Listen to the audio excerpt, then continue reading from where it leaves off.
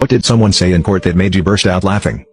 When my son was in elementary school, he was beaten up by two older students to the point he required hospital care. Since the two boys were going into high school next year and it was the last day of school, both the principal and superintendent said there was nothing they could do. I called the police and had them charged. One officer went to the hospital and saw my son, and two more took the boys away in handcuffs at the school. When the case went to court, I told my son to be honest and don't guess. The boys had been in trouble before, so the parents hired a good criminal lawyer. My son was on the stand for over an hour being grilled by the lawyer, and the judge was getting fed up.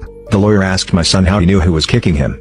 Basically, he said I was being kicked by a Doc Marten shoe, which was on a foot, which was on a leg, which was on a body, and his head was on it. I could see the judge shaking in silent laughter and the stenographer laughing in her dictaphone. The courtroom was silent with muffled laughter. The lawyer also stood away from my son and, holding his ear, said he had bad hearing and to speak up. My son was very nervous and scared, showing it by speaking very quietly. Finally, my son turned to the judge and said, could he ask a question? The judge said sure.